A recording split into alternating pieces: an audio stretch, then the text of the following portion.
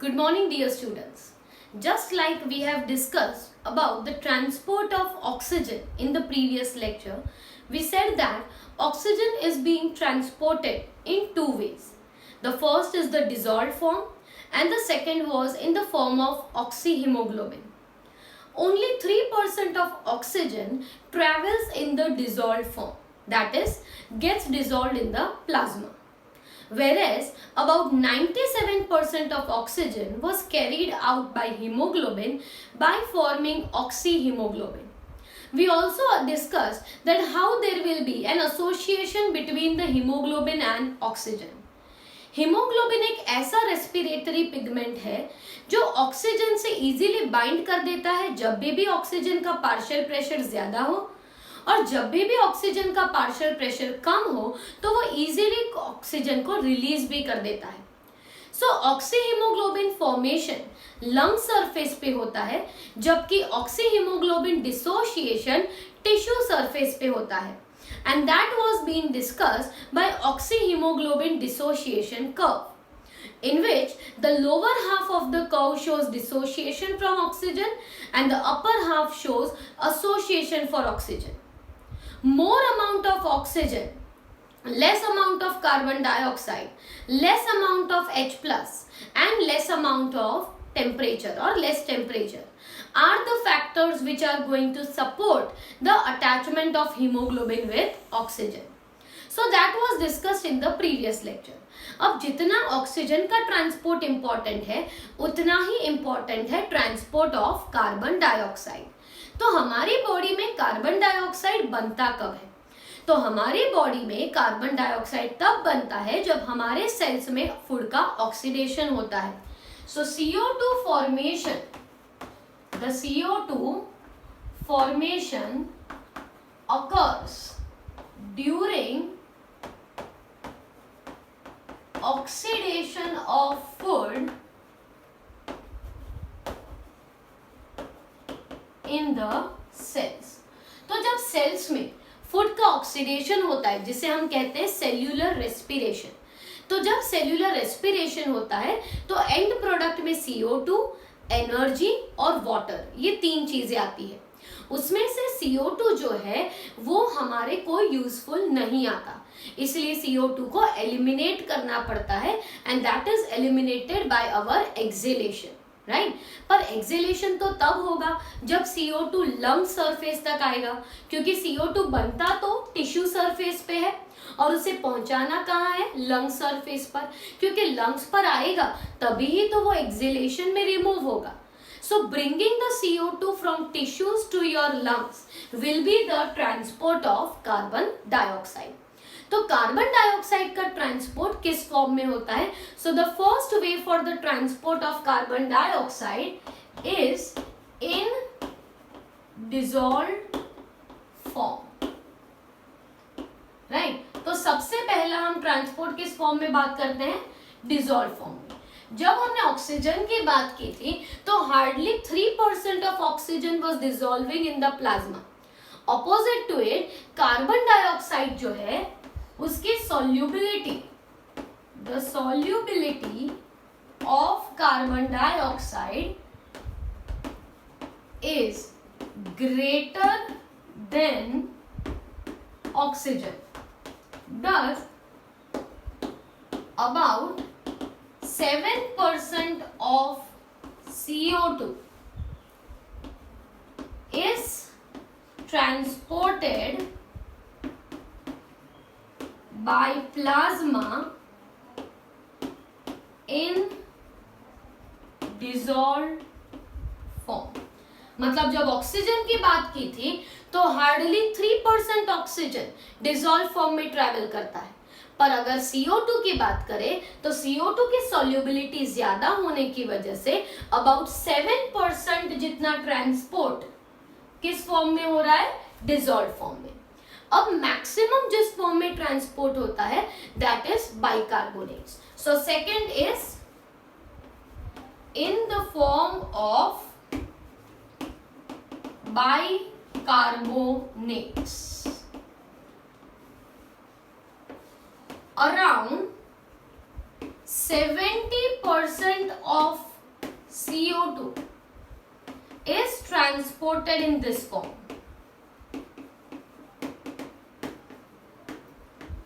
70% जितना carbon dioxide bicarbonate के form में ट्रेवल करता है। अब बाइकार्बोनेट के फॉर्म में मतलब क्या, दैट सेल्स हैं, सेल्स में से CO2 रिलीज हुआ।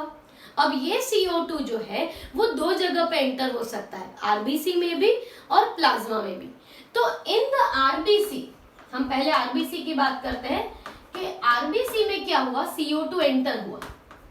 अब आरबीसी में प्रेजेंट होता है वाटर, हीमोग्लोबिन तो होता ही है, but RBC also has presence of water, H2O। तो आरबीसी के अंदर क्या हो रहा है, मैंने क्या कहा कि ये CO2 आरबीसी में कहां से आया, तो डिफ्यूज होके आरबीसी में एंटर हुआ। कहां से, नियर बाई जो भी सेल था उसमें से आरबीसी में आया। तो CO2 जो है it is going to combine with the water which is present in the RBC. When CO2 combines with water, it will result into formation of H2CO3, that is carbonic acid. क्या बनता है, H2CO3 बनता है RBC के अंदर। पर ये जो H2CO3 है वो क्वाइट अनस्टेबल है, और अनस्टेबल होने की वजह से this immediately dissociates into H+ and HCO3- which is bicarbonate. Right, क्या हुआ, आरबीसी में एंटर कौन होता है, CO2 जो है वो पास के जो भी सेल थे उसमें से एंटर हुआ आरबीसी में। CO2 वहां पे वाटर के साथ कंबाइन होके H2CO3 बनता है जो है कार्बोनिक एसिड, और ये कार्बोनिक एसिड अनस्टेबल होने की वजह से कार्बोनिक एसिड डिसोशिएट हो गया इनटू H+ HCO3-। अब ये जो H+ है ये कंबाइन हो जाएगा with haemoglobin and this will result into formation of HHB, haemoglobinic acid, और बाकी का बाइकार्बोनेट जो है वो आरबीसी में रहा। अब यही सेम मैकेनिज्म प्लाज्मा में भी होती है। The same reaction also takes place in plasma. मतलब जो रिएक्शन आरबीसी में हुई, राइट, यही रिएक्शन कहां पे होती है, प्लाज्मा में भी, क्योंकि CO2 तो दोनों जगह पे डिफ्यूज हो सकता है, आरबीसी में भी प्लाज्मा में भी। तो जब ये प्लाज्मा में होता है तो ये यही रिएक्शन होगी, but the rate of the reaction is very less in plasma. Why, because RBC में यहाँ एक एंजाइम है जिसे कहते हैं carbonic anhydrase. The name of the enzyme is carbonic anhydrase. So same reaction takes place in plasma but at slower rate due to presence of the enzyme carbonic anhydrase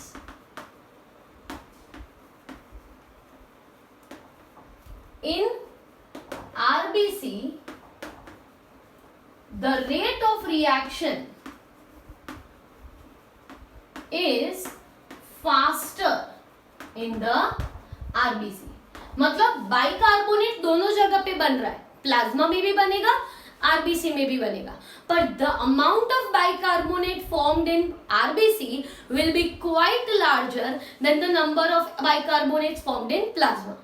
समझ रहे हो मैं क्या कह रही हूँ, आरबीसी में ये एंजाइम होने की वजह से यही रिएक्शन बहुत जल्दी हो रही है, प्लाज्मा में एंजाइम ना होने की वजह से यही रिएक्शन बहुत ही स्लो हो रही है।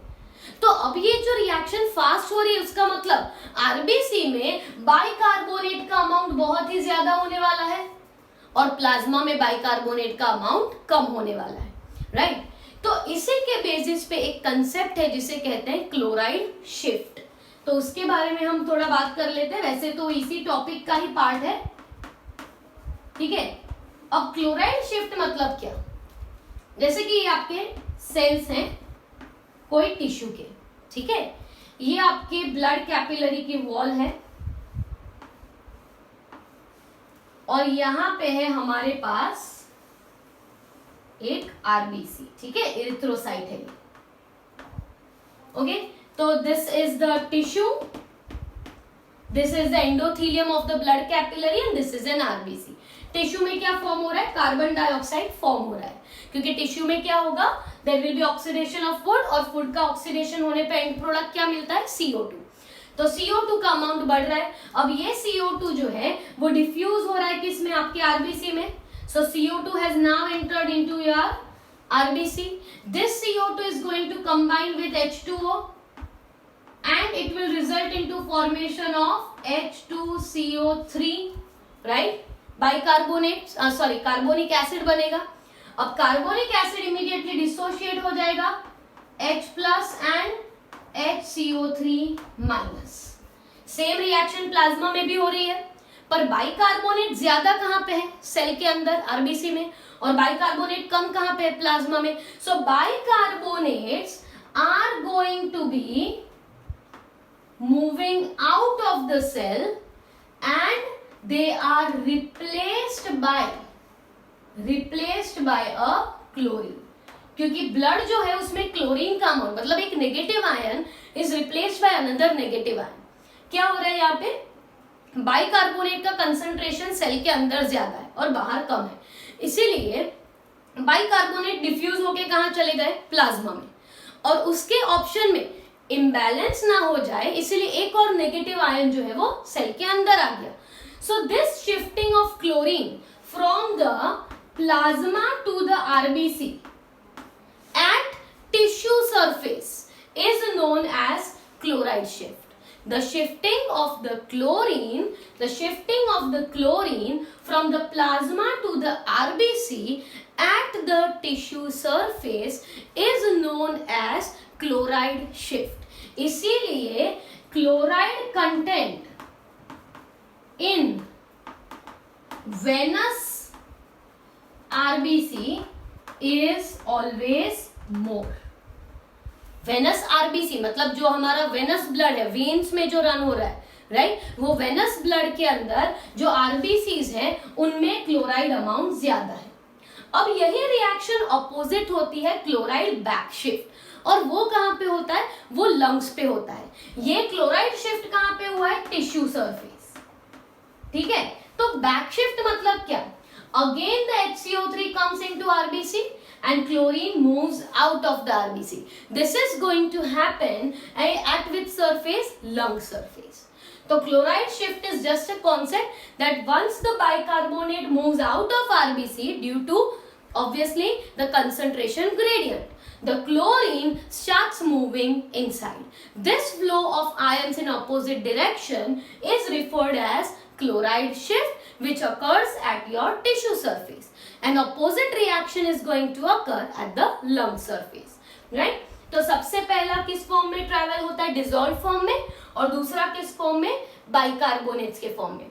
बाइकार्बोनेट्स में याद रखना है CO2 वाटर के साथ कंबाइन होता है, कार्बोनिक एसिड बनता है जो अनस्टेबल है, इसलिए H प्लस और बाइकार्बोनेट में डिसोशिएट हो जाता है। पर यही रिएक्शन प्लाज्मा में भी होती है, पर प्लाज्मा में एंजाइम नहीं है, इसलिए रिएक्शन का रेट बहुत ही स्लो होता है। इसलिए बाहर कम HCO3 है, अंदर ज्यादा है, इसीलिए HCO3 बाहर मूव होता है और Cl उसके ऑप्शन में अंदर आता है, क्योंकि हमारे ब्लड में क्लोरीन बहुत ही इंपॉर्टेंट रहता है for the mechanism of osmo regulation, इसलिए क्लोरीन एंटर होता है। और ये जो शिफ्टिंग मैकेनिज्म है इसे कहा जाता है chloride shift. Next we talk about the third way in which this transport of CO2 is going to occur, and that is carbaminohemoglobin.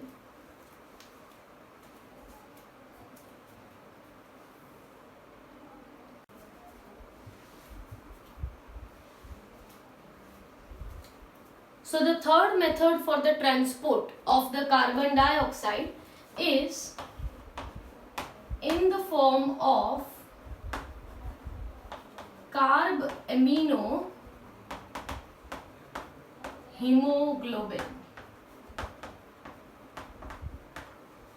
So about 23% of CO2 is transported in this form. means 7% of CO2 travels in the form of dissolved form. There will be 70% that will be traveling nearly in which form? Bicarbonates. And the third, that is 23% of CO2 travels in the form of carb-aminohemoglobin. That is, carbon dioxide can bind to water, but it can also bind with the amine group of hemoglobin. मतलब carbon dioxide जो है वो water के साथ तो bind होता ही है, जो हमने आगे पढ़ा बाइकार्बोनेट में, पर it can also bind to the amine group of haemoglobin. मतलब जो हीमोग्लोबिन होता है उसमें दो पार्ट्स थे, हीम और ग्लोबिन. तो हीम पार्ट जो है वो है आयरन कंटेनिंग पार्ट, और ग्लोबिन जो है वो है प्रोटीन पार्ट. तो प्रोटीन पार्ट में होते हैं एमिनो एसिड्स, और एमिनो एसिड्स में ग्रुप होता है अमाइन. हर एक एमिनो एसिड में अमाइन ग्रुप होता ही है, ठीक है. तो अमाइन ग्रुप के साथ बाइंड होंगे and that is CO2 will be combining with HB to form HbCO2 and that is carb amino haemoglobin. तो ये कार्ब एमिनो हीमोग्लोबिन जो है that is one form in which about 23% of CO2 is being transported. Now there are conditions which will be supporting binding of the oxygen to hemoglobin can be only successful if the amount of carbon dioxide is less. ठीक है, तो ही oxygen haemoglobin के साथ bind करता है. तो इसके basis पे हम दो इफेक्ट्स की बात करते हैं, that is bore effect and Haldane effect. Now increase in, जब भी हम बात करते हैं कि कंसंट्रेशन बढ़ता है, किसका कंसंट्रेशन, जैसे कि कार्बन डाइऑक्साइड का कंसंट्रेशन बढ़ता है, तो कार्बन डाइऑक्साइड जब बढ़ता है तो ऑक्सीजन जो है वो हीमोग्लोबिन से डिसोशिएट हो जाता है and that is going to occur at which surface, tissue surface. तो उसी के बेसिस पे हम दो इफेक्ट्स की बात करने वाले हैं, that is bore effect and the Haldane effect.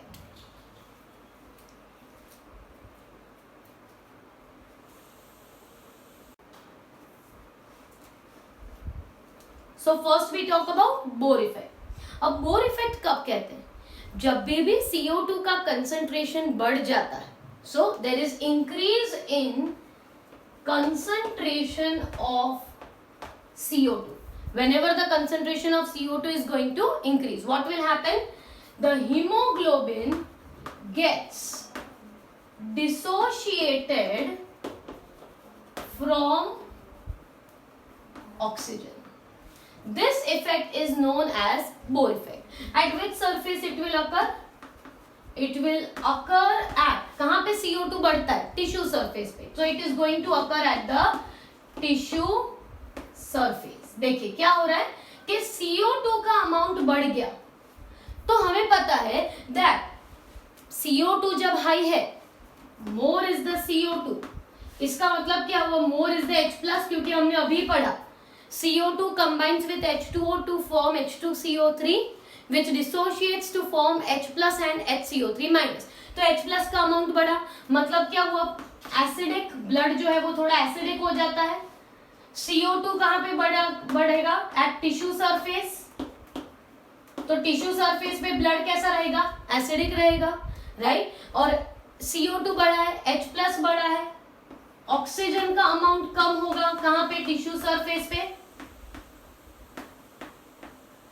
So due to this reasons, what is going to happen? Bohr effect. जब भी CO2 का अमाउंट बढ़ जाता है तो हीमोग्लोबिन जो है वो ऑक्सीजन को छोड़ देता है.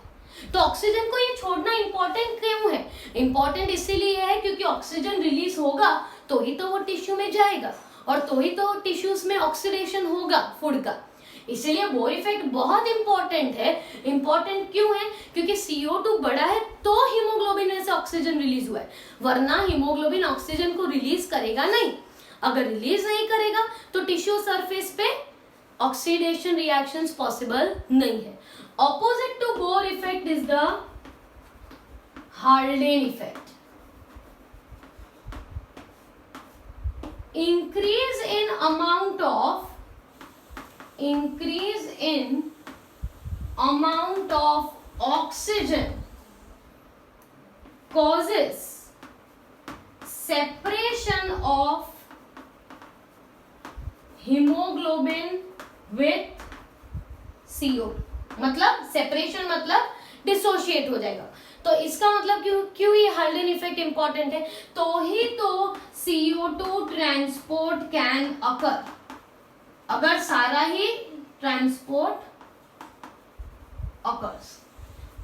टिश्यू सरफेस पे आ गए, लंग सरफेस पे आ गए, तो लंग सरफेस पे क्या है, ऑक्सीजन ज्यादा है. ऑक्सीजन ज्यादा होने पे हीमोग्लोबिन क्या करेगा, ऑक्सीजन से बाइंड कर देगा. तो जो भी CO2 हीमोग्लोबिन के पास है कार्बोमिनो हीमोग्लोबिन के फॉर्म में, वो लिबरेट होगा तो वो एल्वियोलाई में जाएगा और तो वो वहां से रिलीज होगा. Are you getting it? तो यही है हाल्डेन इफेक्ट. बोर इफेक्ट कब होता है, जब CO2 बढ़ जाता है तो हीमोग्लोबिन ऑक्सीजन से, CO2 बढ़ जाने की वजह से हीमोग्लोबिन क्या करता है, ऑक्सीजन को छोड़ देता है. तो ये ऑक्सीजन कहाँ पे जाएगा, टिश्यूज में. और ऑपोजिट क्या होता है, हाल्डेन इफेक्ट. हाल्डेन इफेक्ट मतलब जब O2 का अमाउंट बढ़ गया तो हीमोग्लोबिन किससे बाइंड हो गया, O2 से. CO2 को छोड़ दिया. अब ये CO2 कहाँ जाएगा, डिफ्यूज होके एल्वियोलाई में, और एल्वियोलाई से एक्सहेलेशन में वो रिमूव हो सकता है. इसलिए both Bohr effect and Haldane effect are very important. तो हाल्डेन इफेक्ट के लिए क्या होना चाहिए, amount of CO2 should be less, partial pressure of CO2 should be less, H plus is also going to be less, and the amount of O2 is going to be high for the Haldane effect to occur. So that was about the Bohr and Haldane effect, which are some additional topics in this chapter. And next we will talk about the regulation of the respiratory activities.